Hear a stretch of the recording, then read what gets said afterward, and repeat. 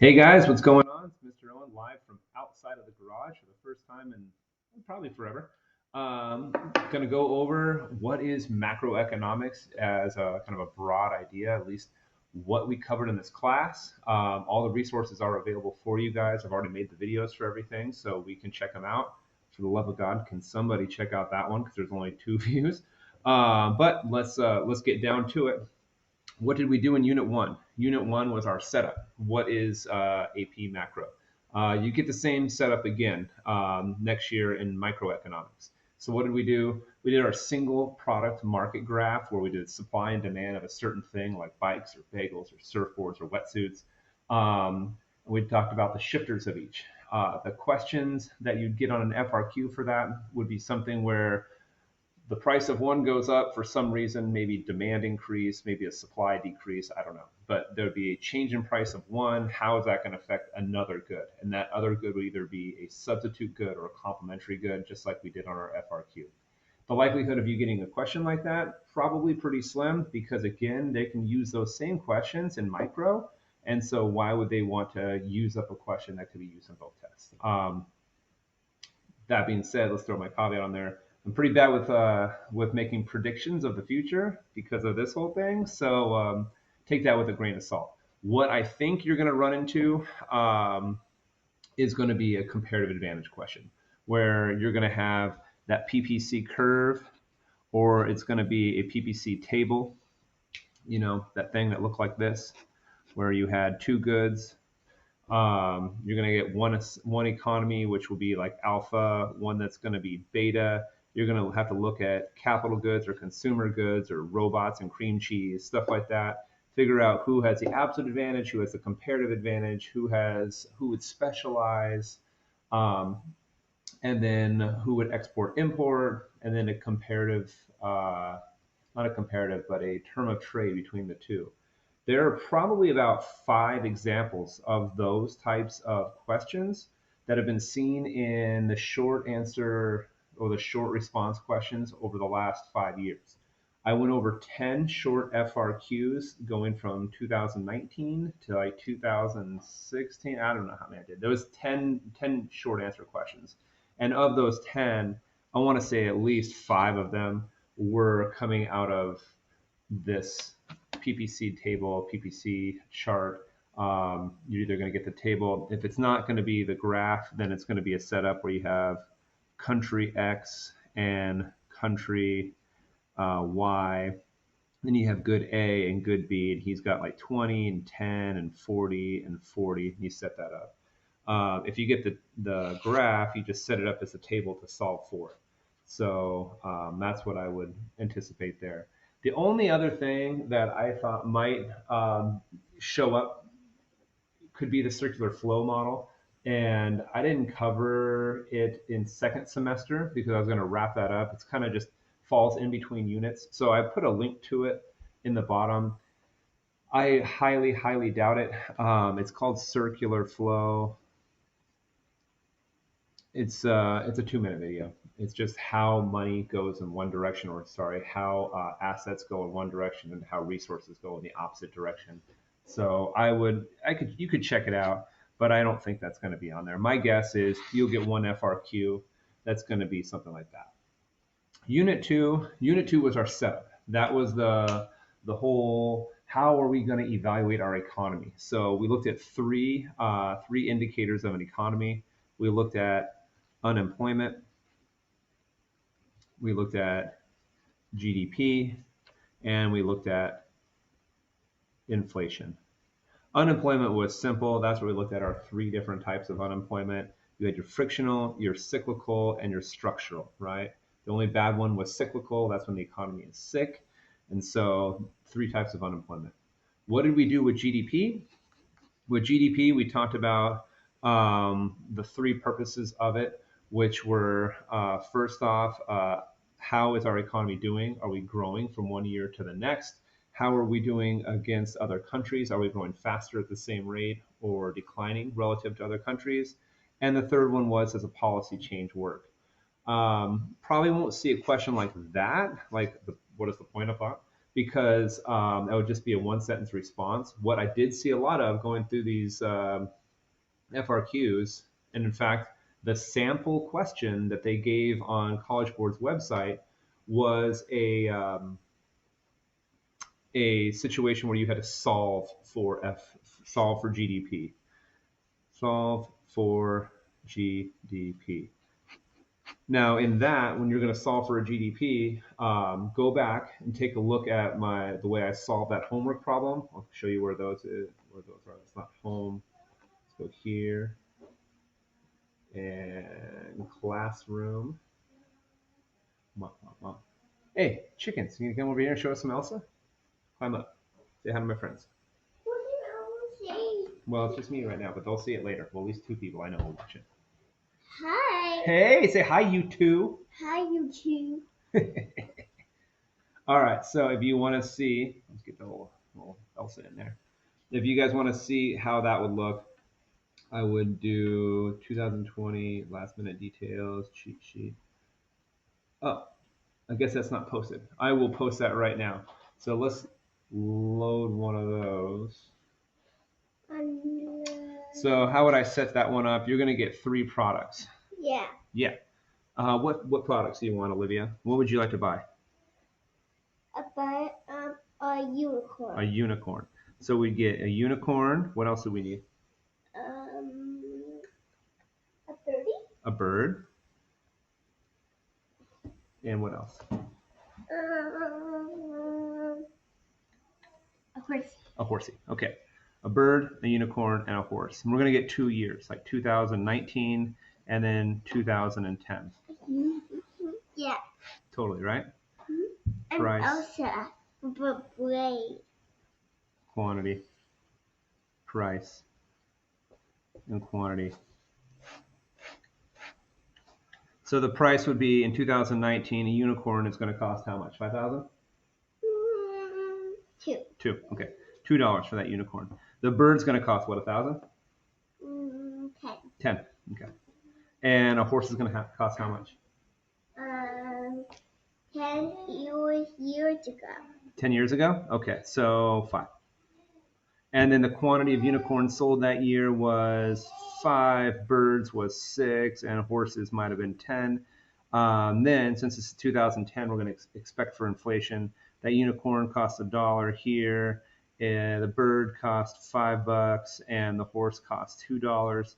The quantities could have been the same, they could have been less, or they could have been more. So you're just going to have to solve for what they're going to want. You can do that puzzle? Get it. No, I just looked at it. So you're going to want to, they'll ask you to solve for the nominal GDP for 2010, and then they're going to want you to solve for the real GDP for 2010, or solve for the nominal for 2009 and the real for 2009, depending on what's your base year.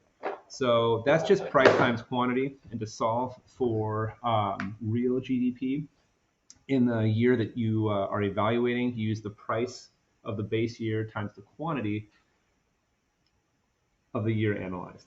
So check those out, okay? A couple people emailed me about checking the answers on the practice test questions from College Board. I just made them an answer key and sent them back. Please don't pull that wire. Why? Why? Because I said no. And so I will just post that up there. But this did show up as one of their questions. And in fact, the question they used on College Board was your exact Unit 2 test question that I just modified. It was bikes, shoes, and goggles. And then it was like, who's going to win? Is it the bank or Sarah? Inflation's up or down? I just steal questions off the internet and off of College Board to give you guys for your tests. And so they actually gave you this sample one that came from your test. So I found that to be really funny. Then we got into Unit 3.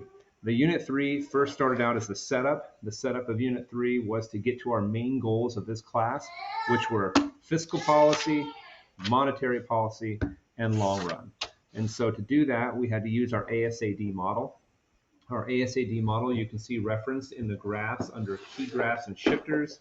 That's the main graph of AP Econ. Then we translated the ASAD model into the Phillips curve. So you can see how you show a recessionary gap in one one model as well as the second model. You can also show an inflationary gap or at long run equilibrium. So let's keep that kid in there. What up, homie? Yeah. Then we saw our gaps, okay? And you need to be able to show your gaps in each one of them. So you have a recessionary gap, or we have an inflationary gap, and then be able to shift. So be able to shift both the ASAD model. So if AS goes left, what happens to price level and output? And if AD shifts, what happens to price level and I output? need that girl. Heck yeah, you do. I need to get it. Okay, we'll get that in a sec. Then the next one is make sure you can shift the Phillips curve. And what is the effect of an AS shift on the Phillips curve? And what's the shift of an AD shift on the Phillips curve? So if AD curve shifts, go find your mama. If AD curve shifts, then we're going to have a movement along the short run Phillips curve. If we have an AS shift, then we're going to have a shift in the short run Phillips curve. So, I need that girl. So make sure you're good with all these setups, okay? Then we got to fiscal policy. That was the next step as far as our course, well, as far as the courses. And what is fiscal policy? It's the way to fix the economy by Congress. So the two things they could do is increase government spending and decrease taxes.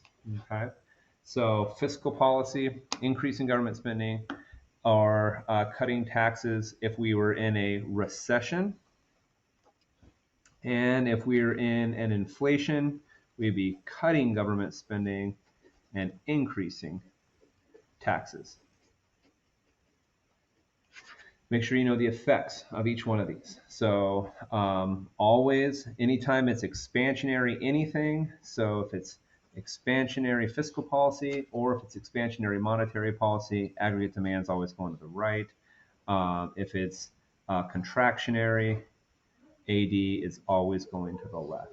We're not going to have any change in AS in fiscal policy. It's always going to be what is the government doing to move aggregate demand to satisfy a gap. Please check the cheat sheet that I made for you guys. The cheat sheet can be found right here. What I did was I created you a flow chart. Instructions.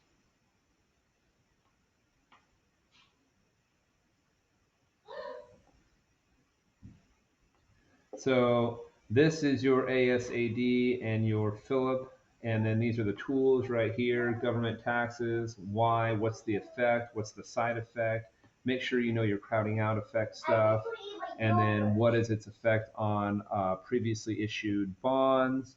If price level is going up, what's that going to do to real wages? Make sure you can identify all the effects of fiscal policy. I gave you only an example of the cheat sheet of a recession, what to do in a recession.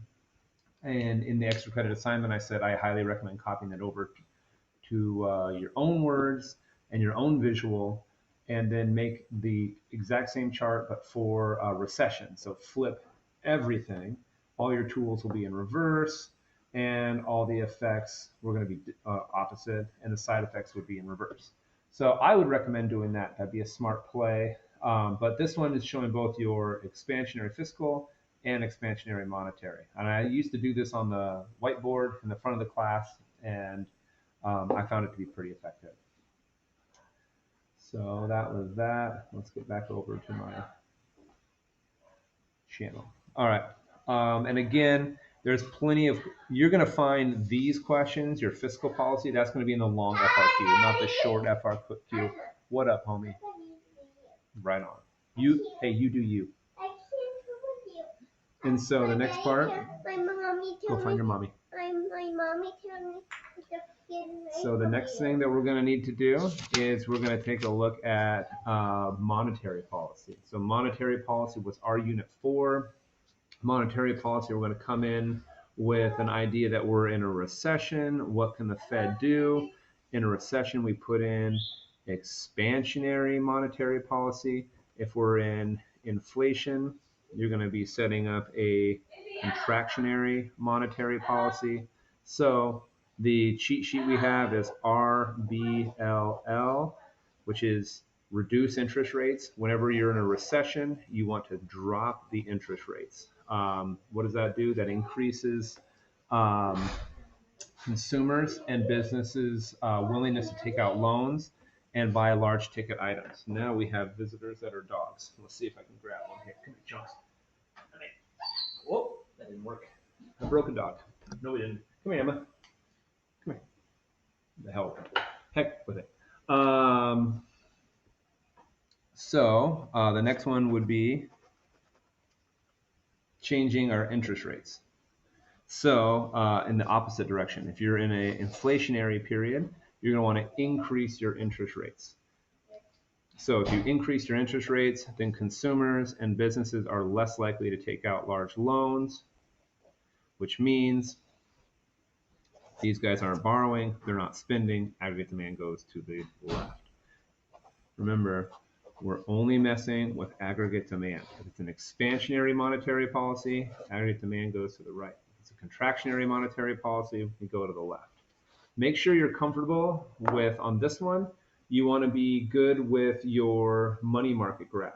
And again, if you want, that's the wrong chart. If you want to see all these graphs, you hit up the key graph sheet, put a lot of heart into this one. So take a look at this bad boy. It's all of your graphs and all of your shifters. So make sure you're comfortable with that. Now in each one of these situations, both fiscal policy and monetary policy, you're going to need to be comfortable with your multipliers. So your multipliers can be found under Unit 3. You might be given an MPC or an MPS. That would help you determine your spending multiplier or your tax multiplier. You're definitely going to have in there somewhere where you're going to have to solve either for the effect of initial spending on the GDP using a multiplier. So you just use these three. And sometimes they block one off. They'll say like, okay, we need to get to a total change of 300 and the multiplier can be determined through MPC, MPS. How much do we need to spend? So you might get a question like that, but make sure you're comfortable with both your multipliers. And so I kind of went off on a tangent there, but Unit 4 multiplier is really simple, just 1 over the reserve requirement. Unit 3 multiplier, you have to work your way through a little bit because you don't know what they're going to give you. They might give you the multiplier, they might give you the MPC, we don't know. So those are all your equations there. Disregard all the Unit 5 stuff. Okay, so monetary fiscal policy, cheat sheets, and finally long run. Long run is the only time that we're going to be messing with AS. And so in the long run, that's always where they say, okay, government or the Fed or both take no action. Well, it's got to be both. Neither one of them take action. And we're sitting here in this inflationary gap. My QE is greater than my QY. Ruh-roh. So if my QE is greater than my QY, that means I am in an inflationary gap, right? And it can be assumed that my price level is higher than it used to be, as we probably were somewhere initially, like right here, and then something happened, and we moved over here. So price levels went up. Whenever we're in an inflationary period, we assume price levels are higher, inflationary period, price levels are higher than they should be. And what do you do when there's inflation? Or what do you do when you anticipate inflation? You ask your boss for a raise, right? Yo, Copo, give me that raise, right? And so wages and resource prices are going to affect aggregate supply. So whenever we're talking about long run, we're talking about aggregate supply. Because what are our shifters of aggregate supply? Resource prices, actions by government, and productivity. And if I'm asking for a raise because of this inflation, the resource, the labor resource, is going to become more expensive, which means you can supply less and you shift to the left. We return back to long run aggregate supply. So whenever there's a long run question, when they say government does nothing, You think long run, and we need to get back to our long run aggregate supply. If you're in a inflationary period, it's always going to shift to the left. If you're in a recessionary period, it's always going to shift to the right. So I've got plenty of videos of how to solve for long run. Make sure you can do long run and convert it to the Phillips curve, because those two work hand in hand. Or if you have a Phillips curve, they might hit you with the same question, but they give you the Phillips curve data. You need to translate it to the ASAD, then make the shifts. Is there anything else to talk about? No. So please don't waste your time studying the foreign exchange market stuff. It's not going to be on the test. Again, I'm thinking PPC table for sure. Circular flow, unit 2, just be comfortable with unemployment, GDP, inflation. Take a look at the practice problems. In fact, I'll make a link and put that into underneath. So solve that one out, practice it, because I get to change it for next year now anyway. So most likely these are going to be on your short answer FRQs. You got 2 of them. So make sure you're cool with unit 1, unit 2. The long FRQ question is going to be setting up an ASAD, setting up a Phillips, getting some type of problem with the economy. So your gap, you're going to be a recession or an inflation. You're going to have to determine, is it a fiscal policy or a monetary policy? Know the associated graphs. So this is our money market graph. Check that one out. The side effect of fiscal policy, your loanable funds market, and make sure you're cool with your understanding of the crowding out effect. That will be important. See the videos. And then finally, there will be a long run component. There almost always is a long run component in the long response. Make sure you're comfortable with explaining out the long run component. And boom, please go through that checklist. They have a giant checklist of stuff that you can do to be ready for it. Make sure your computer is charged. Make sure you know if you're cutting and pasting it or if you're uploading a sample. If it doesn't go through, I heard there was an issue with, I think it was bio, and if that's the case, they're going to pop an email up to you so you can send it off. But make sure you're prepared, your computer's charged, it's not in the middle of an update. That would be a freaking nightmare. But be ready to go. Our test is at 1 p.m. So I would be ready to take that thing. It's going to be quick. And right on, homies. Please go back and take a look at all these videos. I've made, given it's boring, it's 42 minutes. I did 5 long FRQs right here. This is what I gave you guys in the beginning of the year. What's on the AP exam? Check that bad boy out. This one, Module 10, homework explanation. I think, what was Module 10? That's just more banking stuff, I believe. Let's sneak ahead and take a look. My God, I'm looking at myself. Oh, look, that's another one. So, this is the short answer explanations. So this is me solving Norway and Sweden right now. Look at that hand. That's an orange hand. I have been eating too many carrots. All right, so check that one out. What else can I tell? Oh. Bye.